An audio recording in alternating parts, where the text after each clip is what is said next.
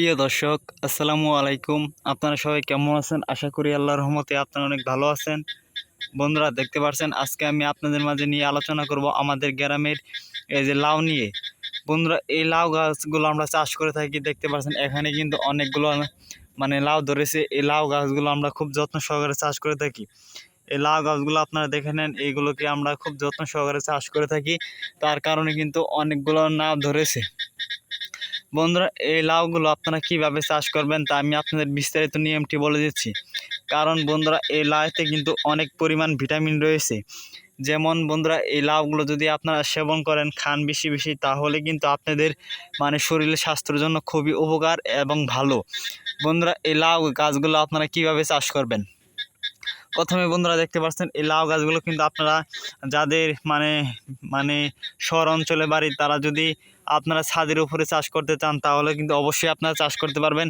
আর বন্ধুরা, এই লাউ গাছগুলো কিন্তু আপনারা অবশ্যই মানে যারা গ্রাম অঞ্চলে থাকেন তারা কিন্তু কোনো কোনো পতিত জমি থেকে থাকলে, কোনো পতিত জমি থেকে থাকলে সেখানে কিন্তু আপনারা এই লাউ গাছগুলো খুব সহজে চাষ করতে পারেন। এই যে দেখতে পাচ্ছেন, এগুলোকে দেশি লাউ বলা হয়। বন্ধুরা, এই লাউ গাছের এই পাতাগুলো দেখে নেন, আমি আপনাকে পাতাগুলো দেখতে পাচ্ছি। এই পাতাগুলো কিন্তু আপনারা সেবন করতে পারেন। এই পাতাতে কিন্তু অনেক পরিমাণ ভিটামিন রয়েছে। বন্ধুরা, এই লাউ গাছের পাতাগুলো আপনারা কিন্তু বাজারে খুব অল্প টাকায় পেয়ে যাবেন। বন্ধুরা, এই লাউ গাছগুলো যে ডুগাগুলো দেখতে পাচ্ছেন, এই ডুগাগুলো দিয়ে কিন্তু শাকভাজি করে মানুষ সেবন করে। বন্ধুরা, এই লাউ গাছের পাতাগুলো দেখে নেন।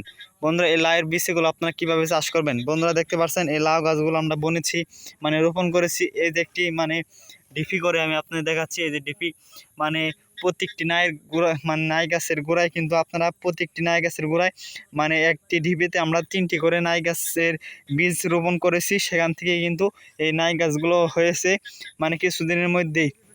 এই লাউ গাছগুলো আপনারা খুব অল্প খরচে চাষ করতে পারবেন। আপনারা এই লাউ গাছগুলো চাষ করে খুব ভালো একটি লাভবান হতে পারবেন। এই লাউয়ের বীজগুলো আপনারা বাজার থেকে খুব অল্প টাকায় আপনারা সংগ্রহ করতে পারবেন। তারপর আপনারা একটি প্রতি জমিতে এইভাবে আমরা কিন্তু দেখতে পাচ্ছেন, কিন্তু বৃষ্টির কাল, বৃষ্টির দিনে কিন্তু যদি এভাবে ডিপি না করে যদি আপনারা নাই গাছের চারাগুলো রোপণ করেন, তাহলে কিন্তু সেই চারাগুলো কিন্তু বৃষ্টির পানিতে কিন্তু নষ্ট হয়ে যাবে। এবং বন্ধুরা, আপনারা একটু ডিপি করে তারপর সেখানে নাইয়ের চারাগুলো রোপণ করে দিবেন। তারপর দেখবেন যে নাইয়ের চারাগুলো খুব ভালো হয়ে গেছে। বন্ধুরা, এইভাবে আমরা চাষ করে থাকি। বন্ধুরা, যদি আমাদের ভিডিওটি দেখে আপনাদের একটু উপকার হয়ে থাকে বা আপনাদের ভালো লেগে থাকে, অবশ্যই আমাদের চ্যানেলটি লাইক ও সাবস্ক্রাইব করে দিবেন। ধন্যবাদ সবাইকে। আসসালামু আলাইকুম।